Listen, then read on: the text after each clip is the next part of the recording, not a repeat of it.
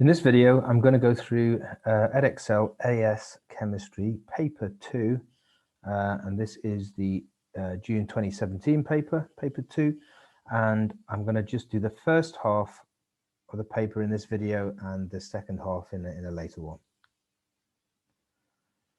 Okay, which compound does not have hydrogen bonding between its molecules?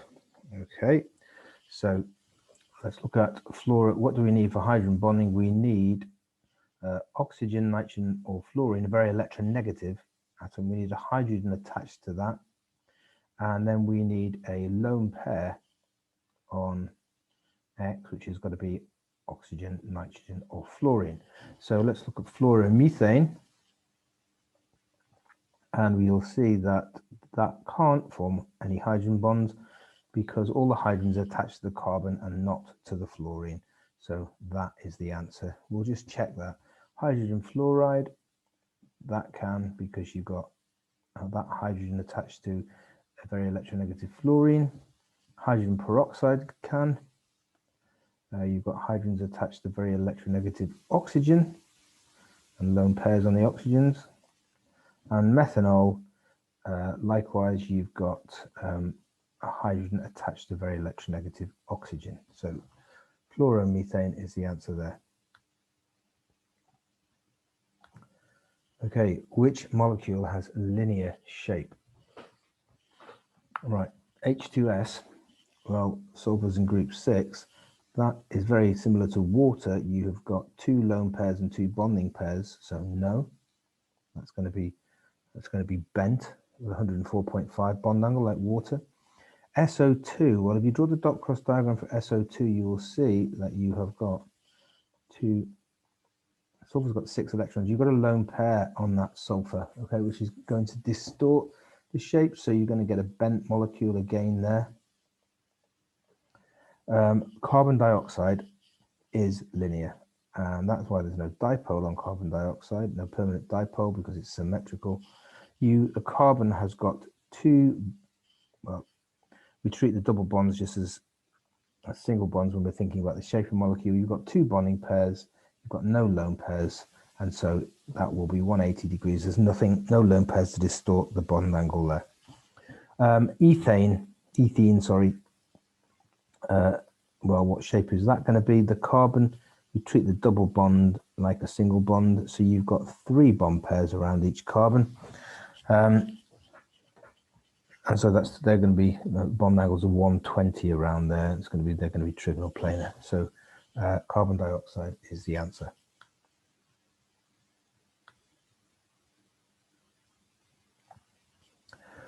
Okay, so here is a combustion analysis question. Okay, there's a couple of different ways to do this, but the way I'm going to do it, right? So you've got 1 gram of hydrocarbon A. Yeah. And you burn it completely in oxygen and you get that much carbon dioxide. You don't actually need to know the mass of water produced to do this question, actually, because it is a hydrocarbon. There's only hydrogen and carbon in there. They give you a little bit more information than you actually need. So what I would say is, I'd say moles of carbon dioxide made is going to be equal to the mass divided by the mR of carbon dioxide. So that's going to be 3.143 divided by the mR is 44 for carbon dioxide. That gives us 0.0714 moles. So all of that carbon dioxide, right, has come from carbon, obviously.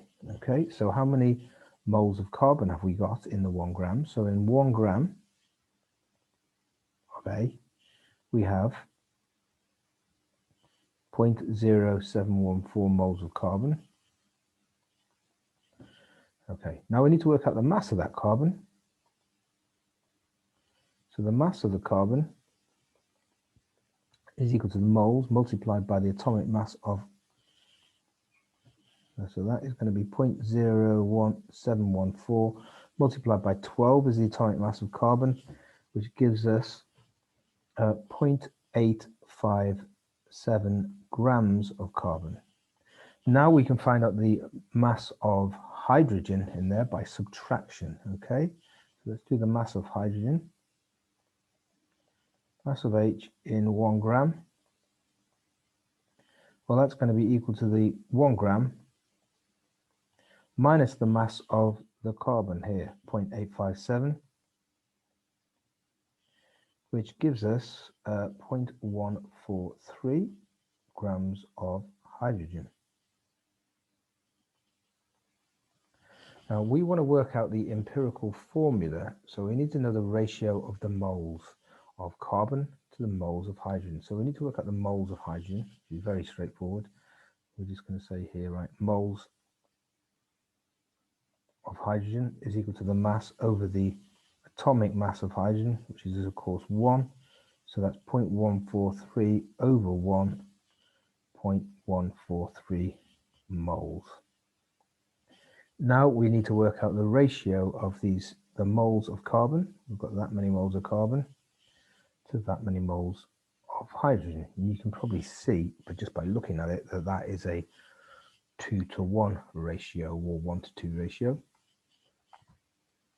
Right, so let's just do that.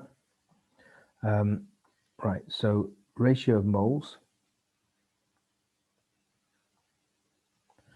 carbon to hydrogen is this one here, 0.0714 to 0.143. How do you simplify a ratio? You always divide by the smallest number, which is going to be 0.0714 in this case. So divide that by itself, you get 1. Divide 0.143 by that, you get 2. So the empirical formula, I'll write it here. The empirical formula is CH2. Now that's obviously not the molecular formula. It's going to be a multiple of that. Now the molecular formula, it tells us that there, look, is 84. The MR is 84. Okay. So what we need to do is, well, how much is CH2? That has a mass of, carbon is 12 plus 2 for the hydrogens is 14. So if we do 84 divided by 14, that gives us 6. So that means it's a multiple 6 times this. So the molecular formula is C6H12. That is our answer there. Okay, so now moving on to an enthalpy question.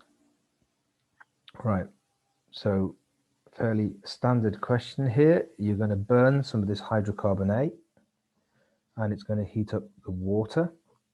Okay, and we're going to use the two equations. We're going to use, first of all, the equation Q, which is the quantity of heat released in the experiment, is mc delta T, where m is the mass of the water, c is the specific heat capacity of water, and delta T is the temperature rise. And then we need to convert that Q into a delta H value. So delta H is equal to the quantity of heat released in the experiment divided by the number of moles of A that we've actually burned. Okay, right, so let's do that, shall we? Right, now they give us here the two temperatures, so let's work out delta T from that.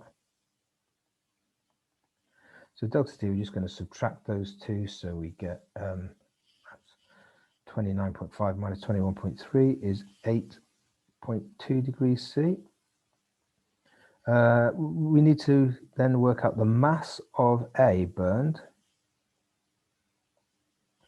That is, we're going to subtract the spirit burner before and after. Do that, we get what do we get? 0.258 grams. Okay.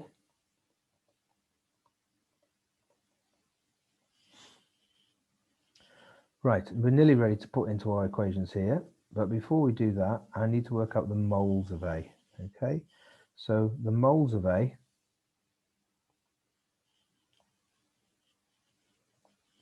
is equal to the mass over the MR. So that is 0.258 grams. Put a gram there. 0.258 divided by, they told us the MR of this stuff of A Earlier in the question, they told us it was 84. So do that, and we get 3.071 times 10 to the minus 3 moles of A. So we need to put that number into here afterwards. Okay, let's do Q equal to MC delta T first of all. Okay, so let's do that. Q, the quantity of heat released in the experiment, is the mass of the water in the can multiplied by the specific heat capacity multiplied by the temperature change. The mass of the water in the can, we've got 250 centimeters cubed, so that's 250 grams. The specific heat capacity of water they give us lower down in the question is 4.18, and the temperature change is 8.2. So if we do that, we get a value of Q, the heat released in the experiment, is 8,569 joules. Okay, now we need to convert that Q into a value of delta H to give us per mole. Let's do that. So delta H is equal to Q over moles of A that we've burnt. So that's 8,569. We just worked it out. And here's the moles of A. 3.071 times 10 to the minus 3. And that gives us a value of 2.789 times 10 to the 6 joules. Okay, now I'm going to convert that into kilojoules by dividing by 1,000. And at the same time here, I'm going to put a minus in front of that. Because of the temperature was a temperature rise, this is going to be an exothermic reaction, not burning, obviously. And so its delta H is a negative value. So that gives us 2,789 kilojoules. Now we need to think about the number of significant figures. And if we look at most of our data is given, the least accurate bits of data are given to 3 sig figs. So we should give this to 3 significant figures. So we shouldn't leave our answer like that. We should change it to 2,790 kilojoules per mole. Okay, and that's the heat of combustion of A that we've worked out.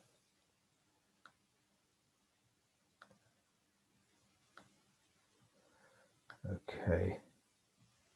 Right, the beaker in this experiment was made of copper rather than glass. Why is that? Well, copper is a much better conductor of heat than glass is.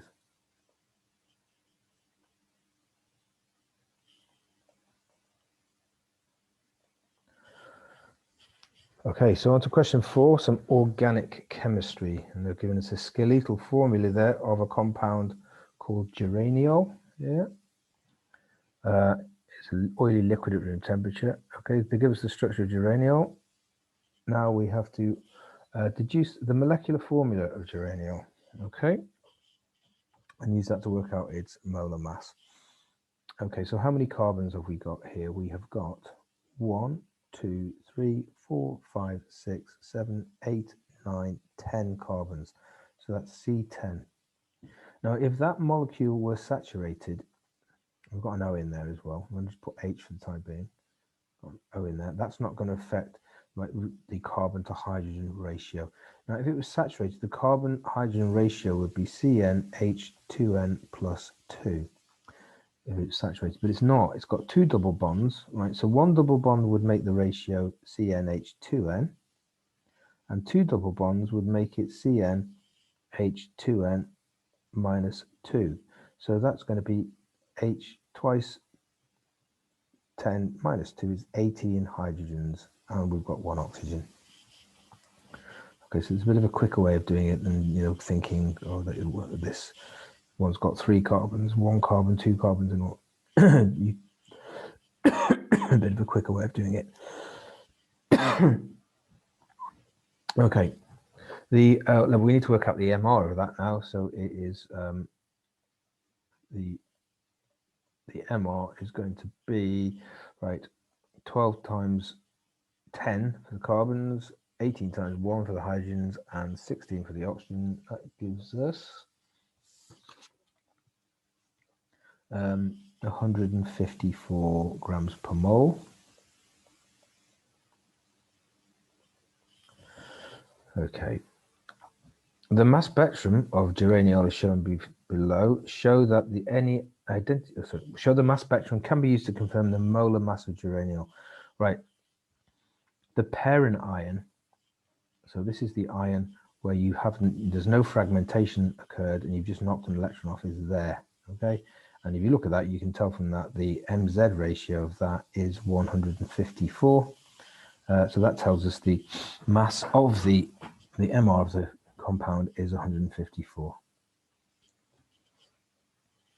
Right, the next question is, we've got this big peak at 69 here. This peak is obviously this shows us that most of the geraniol doesn't exist unfragmented in the mass spec, and this 69 fragment is very favorable, and we've got to suggest what that can be. Okay, right, so what I would do is say, right here, this is a methyl group, so that weighs 15. This is another methyl group, that's 15. So we're up to 30 now. This one here would just be a carbon because it's forming 4 bonds, so that'd be just 12 there. Then we'd have this carbon here would have a hydrogen on it, so that would be 12 plus 1, that'd be 13. And this carbon here would be CH2, so that would be 12 plus 2, that's 14. I think if you add those up, 15, that's 30, plus 12, 42,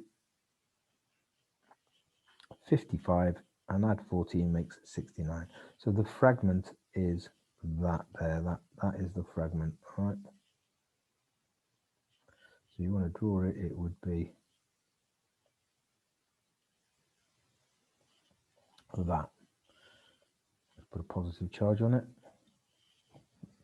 That is the fragment which is giving us MZ of 69.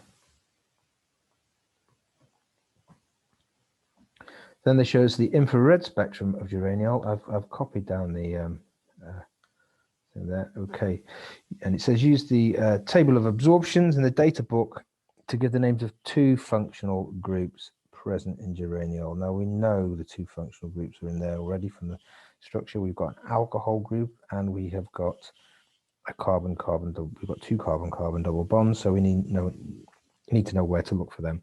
Right, first of all, ignore all of that because that is the fingerprint region. All those peaks we can't really interpret. We've got this obvious peak here about 1700, and that is obviously going to be, this is our carbon-carbon double bond. So that's the carbon-carbon double bond at about, what is that? That's 1650, something like that. 1650 centimeters to the -1. And then the alcohol group, right? If you look OH for an alcohol, that usually comes in at 3,700, around about there. And that is this peak here. Okay, that's in the right range. And this alcohols are extremely easy to spot in infrared spectrum, not so much by the number, which you've got there, matches up, but it's just this shape. You get the alcohol there, and next door to it, you get this peak, which is caused by the CH, this kind of double peak, very characteristic of an alcohol. Right, chemical test to confirm the presence of each of the 2 functional groups. Okay, let's do the carbon-carbon double bond. Well, you would shake with bromine water. And if you have a double bond there, you would get, it would decolorize the bromine water. Right, the alcohol group, now it is a primary alcohol, so you could use potassium dichromate, acidified potassium dichromate. Rather than do that, the test for any alcohol is to add PCl5, and you should get steamy fumes produced. If there's an alcohol present, that's caused the steamy fumes of HCl being produced, but that's what I would do there.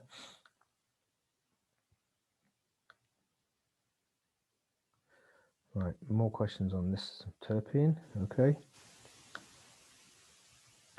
Right, some plants are able to make it by linking together several molecules of this stuff, which is called isoprene. Okay, predict the number of isoprene molecules that would be needed to make a simple geraniol molecule. So I've pasted in the geraniol molecule there again, and I've got 2 isoprene units there. So if you do that, put that one there, and put that one there. You can see, right, that's we're just going to break those there, and you've got the geraniol, and then you've got to put the OH on the end there. So the answer is you'd need 2. Right, that's a bit much to draw that out, so I would just say, well, count the number of carbons in this one. You've got 1, 2, 3, 4, 5 carbons in that. And in geraniol, you've got 10 carbons. If you count them up, you've got 10. So obviously you're going to need 2 units of the isoprene.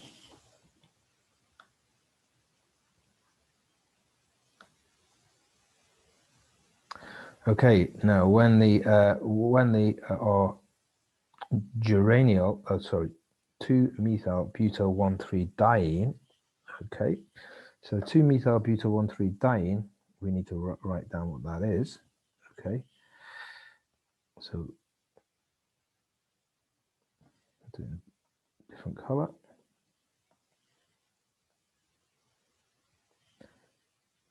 So 2-methyl-butyl, this is there's the one of the double bonds, and there's the other double bond, and we got 4 in the chain. We have got 1, 2, 3, 4, and we've got the methyl group there. That's the right structure we've got. Okay, so we're going to see how is that going to react with an excess of hydrogen bromide. Okay, so when we react things with hydrogen bromide, what happens is we're going to stick a hydrogen on one of the carbons and a bromine on the other in the double bond. A hydrogen in one carbon, a bromine on the other. Okay, so you can see we're going to get a few different possibilities for that. So I'm going to just copy this thing down.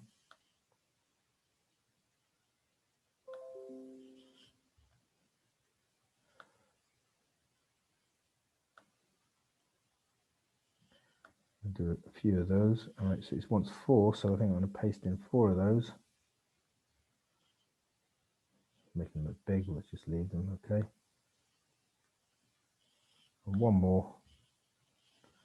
Right,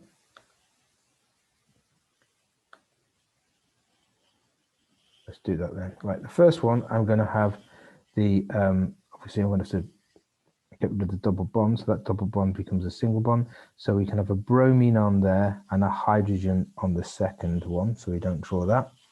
And let's have a bromine, then adding across this double bond, let's put the bromine on that one and the hydrogen on that carbon. So that's one product.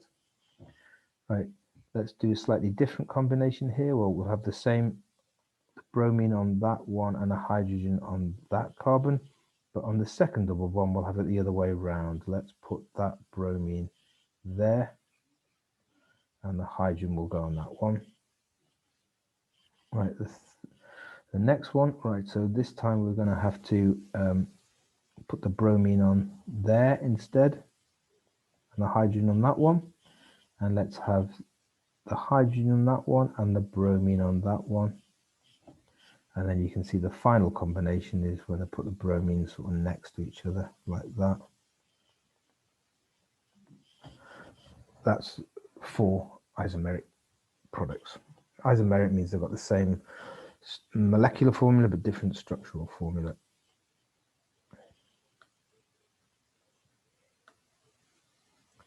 Okay.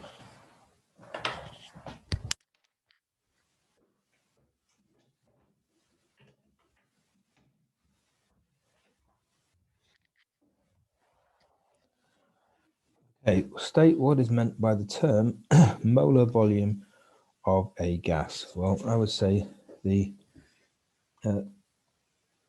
volume occupied by 1 mole of any gas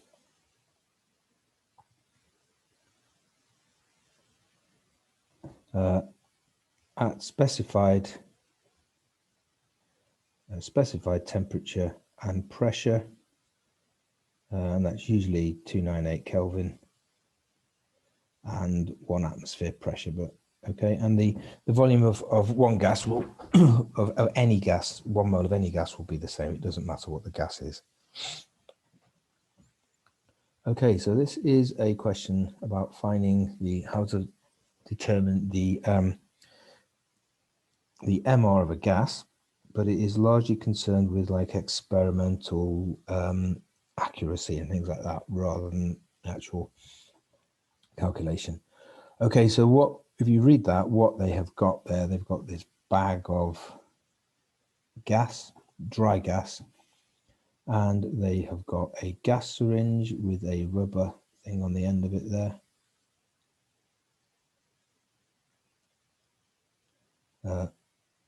It's got a gas syringe, it's got a needle, okay, on the end, and a rubber thing to seal the needle there.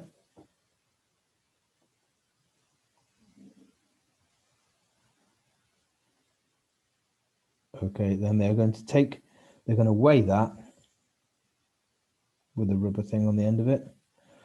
Take the rubber thing off, put it into the bag, and suck some gas up. Here's the gas. Okay, and put the seal back on it, and then weigh it again. So you know the mass of the gas in there by subtraction, and they know the volume of the gas because they've got a gas syringe. Okay, that's what they're going to try and do there. Okay, so here is the results. Okay, so the volume of gas used was 50. They sucked up 50 centimeters cubed, and you've got the mass of the gas there. The mass of the empty syringe and the mass of the full syringe, and you can subtract to find the mass of the gas. Okay, let's just do that subtraction. Mass difference there works out to be 0.092 grams.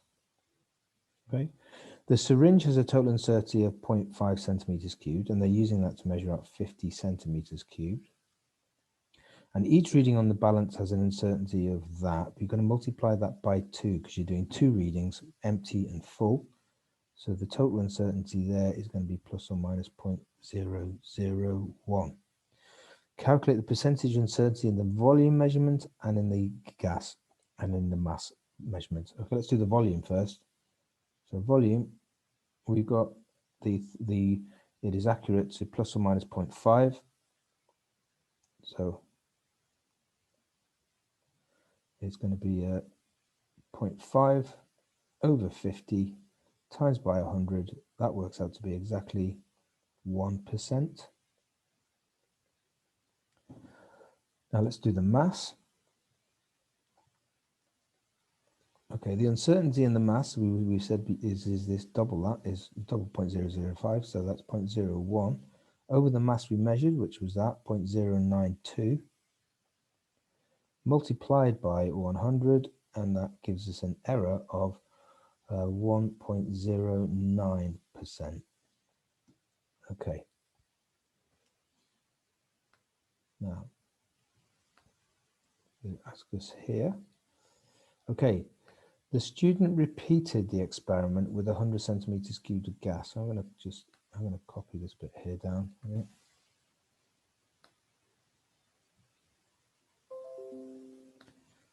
Okay.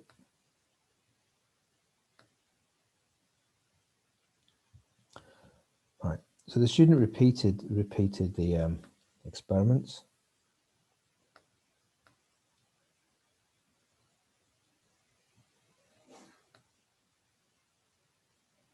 I've lost that thing. I'll paste it in there now. Where's it gone? Where's it gone? It's behind it. Right. Okay. Repeated the experiment with 100 centimeters cubed of gas using this 100 centimeter syringe. Okay, the total uncertainty of the syringe was the same. Determine the effect if any, on the volume and the mass uncertainties? Well, let's talk about the volume. Well, the volume is going to make it more accurate because now we've got 0.5, but we've now got 100 centimeters cubed. So that is going to give us an uncertainty of 0.5%. So that's gone down. Also, let's think about the mass. Well, if we're looking at double the volume, well, this mass is going to be twice as big. Okay, that mass is going to be twice as big. So that means the error there is going to be only half as big. So that's going to be, what is it? 0.5,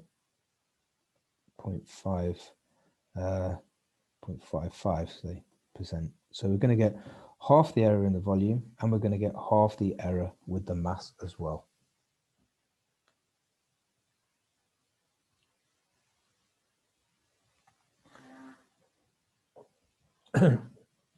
Right. Calculate the molar mass of the gas used in the procedure outlined in B. Okay, you may assume that 1 mole of gas occupies 24 centimeters cubed.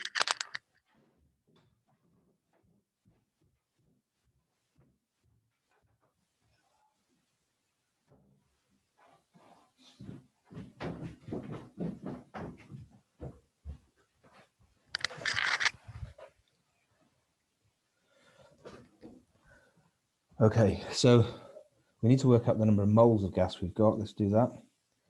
So 1 mole occupies 24 centimeters cubed. So moles of gas is equal to the volume in centimeters cubed divided by the volume of 1 mole, which is 24,000. So that's going to be 50 over 24,000, which gives gives us 2.083 times 10 to the minus 3 moles.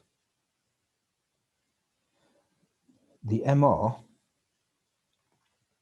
is equal to the mass divided by the number of moles. I've just rearranged our usual moles equal to mass over MR formula there. The mass we've got in this experiment was 0.092 grams, and the volume, the moles was 2.083 times 10 to the minus 3. Work that out, that gives you 44.1 centimeters cubed, and I think we should really give that to 2 sig figs because that's only 2 sig figs there. So the MR, wrong unit, 44.1 gram per mole. So that's 44 grams per mole. So it's probably carbon dioxide is the gas. Okay, right, that's the correct units for molar mass. Okay, now if the temperature had been less than 20 degrees C and the pressure remained the same, did you see effect on the calculated molar mass? Okay, so now if the temperature was too low, that means this volume will be smaller. So that means we're going to think we've got fewer moles. That's going to be smaller. So that means this number here is going to be smaller. So I'm going to divide it by a smaller number. So that's going to make the calculated MR bigger. So we're going to overestimate the value of the MR if the temperature is lower.